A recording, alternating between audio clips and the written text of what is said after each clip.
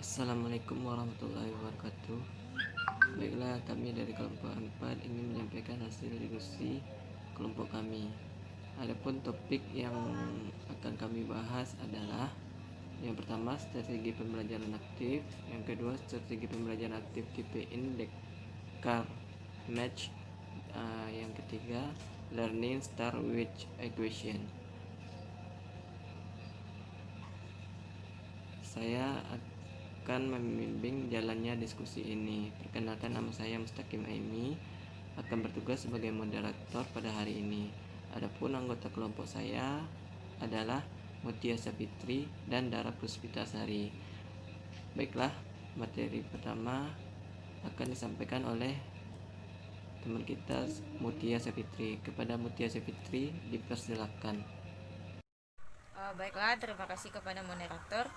Saya Mutia Fitri akan menyampaikan materi pertama, yaitu strategi pembelajaran aktif. Apa itu pembelajaran aktif?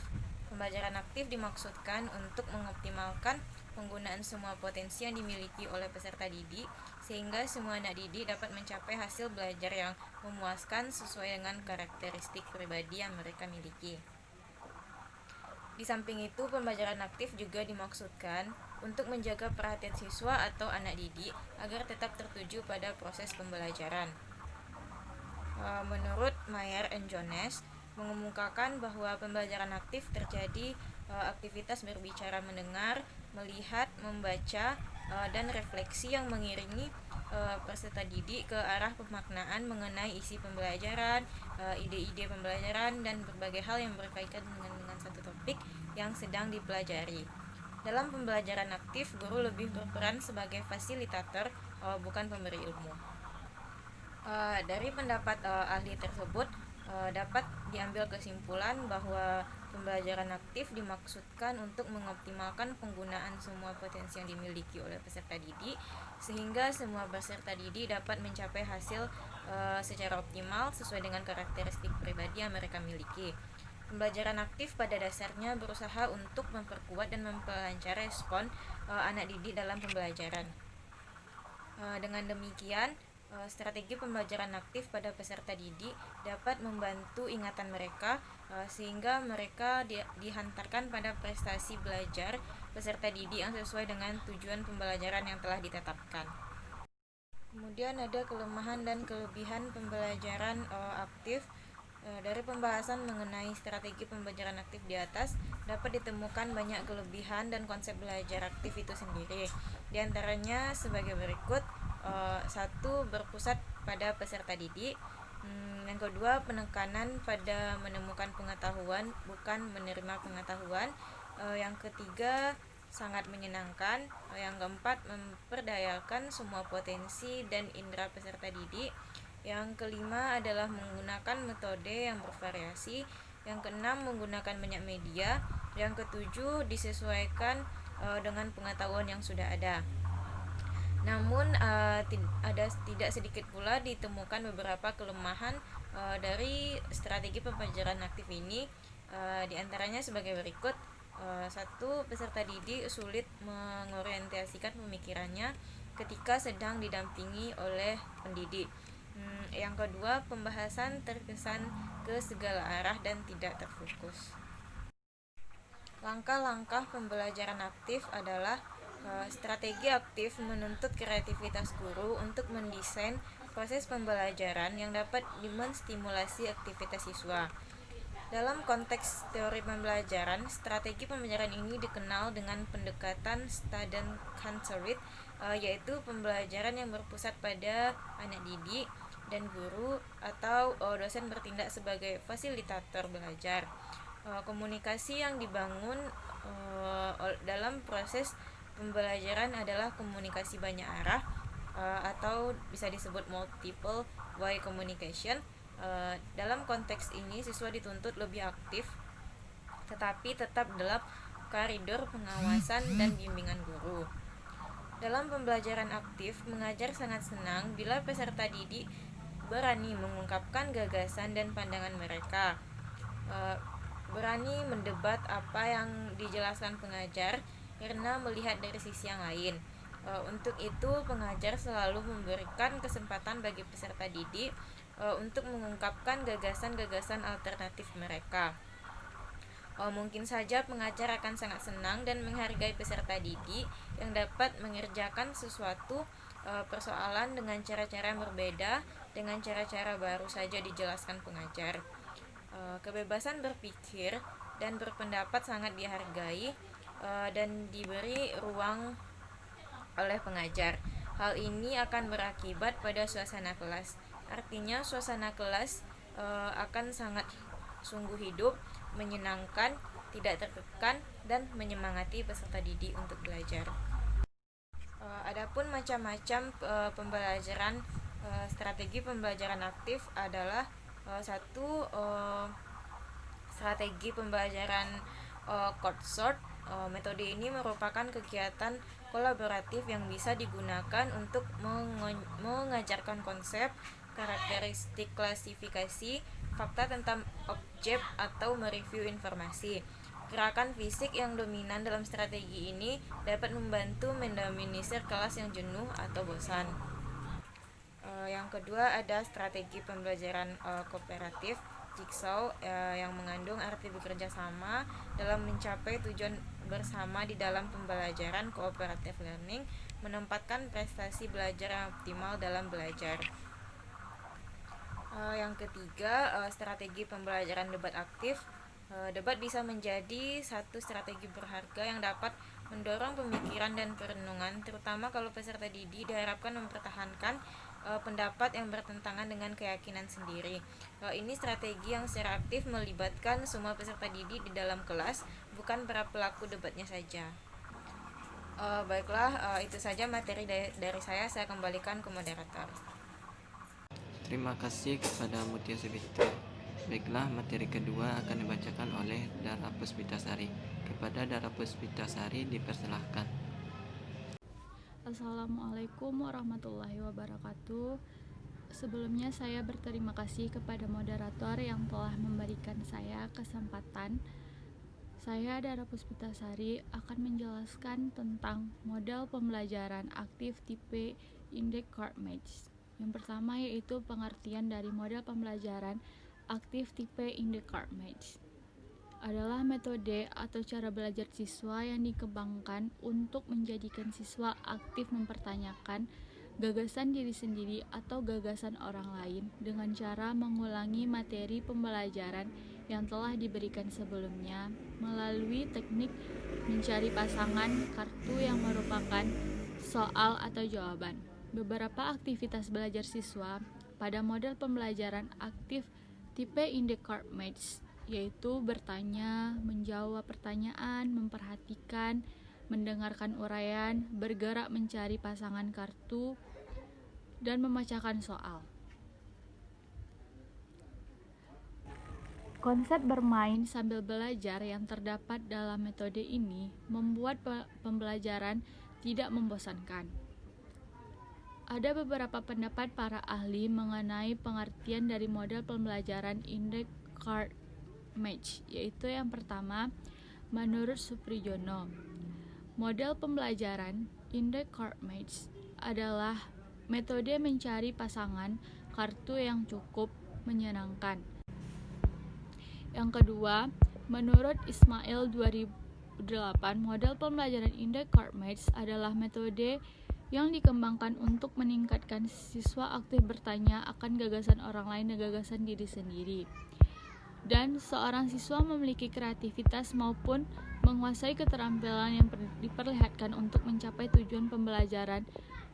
Dan yang ketiga, menurut Zaini, bahwa model pembelajaran In-Descartes atau mencari pasangan adalah metode yang menyenangkan yang digunakan untuk mengulangi materi yang telah diberikan sebelumnya.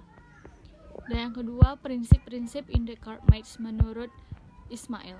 Prinsip-prinsip yang digunakan dalam model pembelajaran aktif tipe In-Descartes adalah sebagai berikut. Yang pertama, memahami sifat peserta didik. Yang kedua, mengenal peserta didik secara perorangan. Yang ketiga, memanfaatkan perilaku peserta didik dalam berorganisasi, belajar. Yang keempat, menciptakan ruang kelas sebagai lingkungan belajar yang menarik. Dan selanjutnya yaitu kelebihan dan kekurangan in the Cartmates. Setiap model pembelajaran memiliki kelebihan dan kekurangan, begitu juga dengan model pembelajaran in the Cartmates. Kelebihan dan kekurangan in the Cartmates menurut Supriyono adalah sebagai berikut. A. Kelebihan in the Cartmates. Kelebihan atau keunggulan model pembelajaran aktif in the Cartmates adalah yang pertama, menumbuhkan rasa gembira pada saat kegiatan. Kelebihan in the Cartmates. Kelebihan atau keunggulan model pembelajaran aktif in the Cartmates adalah yang pertama, menumbuhkan rasa gembira pada saat kegiatan belajar mengajar. Yang kedua, penyampaian materi menjadi lebih menarik perhatian siswa. Yang ketiga, dapat menciptakan suasana yang aktif menyenangkan. Yang keempat, dapat meningkatkan hasil belajar siswa sesuai taraf ketuntasan belajar. Dan yang kelima, penilaian siswa dapat dilakukan langsung antara guru dan siswa. B. Kekurangan in the Cartmates. Kekurangan atau kelemahan model pembelajaran in the Cartmates yaitu siswa membutuhkan waktu yang tidak sebentar untuk menyelesaikan tugas dan presentasinya. Yang kedua, membutuhkan waktu yang lama bagi guru untuk mempersiapkan. Yang ketiga, keterampilan yang memadai dan jiwa yang demokratis dalam diri guru harus dikuasai dalam pengelolaan kelas. Yang keempat, siswa dituntut agar dapat bekerja sama dengan menyelesaikan masalah. Yang kelima, kelas menjadi gaduh dan ricuh sehingga dapat mengganggu kelas yang lain. Baiklah, sekian penjelasan dari saya kembalikan kepada moderator. Terima kasih kepada Dara Puspitasari. Baiklah, materi terakhir akan dibacakan oleh saya sendiri. Pengertian learning start with equation. Metode pembelajaran dengan strategi ini adalah suatu metode atau strategi pembelajaran aktif dengan cara merangsang keinginan siswa untuk bertanya, kemudian menjelaskan apa yang ditanyakan oleh siswa. Metode learning start with a question berkaitan dengan kemampuan bertanya dan menjawab. Bertanya dapat dipandang sebagai refleksi dan keingintahuan individu, sedangkan menjawab pertanyaan mencerminkan kemampuan seseorang dalam berpikir. Agar siswa aktif dalam bertanya, maka siswa diminta untuk mempelajari materi yang akan diajarkan, yaitu dengan membaca terlebih dahulu. Berikut beberapa pengertian metode learning start with a question dari beberapa sumber buku. Menurut Silberman tahun 2009 halaman 144, metode learning start with a question adalah suatu metode pembelajaran yang merangsang siswa untuk bertanya tentang mata pelajaran mereka. Yang kedua, menurut Supriyono tahun 2010 halaman 112, metode learning start with a question adalah suatu metode pembelajaran aktif dalam bertanya. Kelebihan dan kekurangan learning start with a question. Menurut Supriyono tahun 2010 halaman 115, keunggulan metode pembelajaran learning start with a question adalah: 1. Penyampaian pesan pembelajaran dapat lebih terstandar. Yang kedua, pembelajaran dapat lebih menarik. Yang ketiga, pembelajaran menjadi lebih interaktif dengan menerapkan teori belajar. Yang keempat, waktu pelaksanaan pembelajaran dapat diperpendek. Yang kelima, kualitas pembelajaran dapat ditingkatkan. Yang keenam, proses pembelajaran dapat berlangsung kapanpun dan dimanapun diperlukan. Yang ketujuh, sikap positif siswa terhadap materi pembelajaran serta proses pembelajaran dapat ditingkatkan. Yang kedelapan, peran guru berubah ke arah yang positif. Kekurangan metode pembelajaran learning start with a question menurut Hamruni tahun 2009 halaman 280 adalah: yang pertama, membutuhkan waktu panjang jika banyak pertanyaan yang dilontarkan siswa. Yang kedua, jika guru memberikan kesempatan kepada siswa lain untuk menjawab, pertanyaan atau jawaban bisa melantur jika siswa tersebut tidak belajar atau tidak menguasai materi. Yang ketiga, apatis bagi siswa yang tidak terbiasa berbicara dalam forum atau siswa yang pasif. Yang keempat, mensyaratkan siswa memiliki latar belakang yang cukup tentang topik atau masalah yang didiskusikan. Langkah-langkah learning start with a question.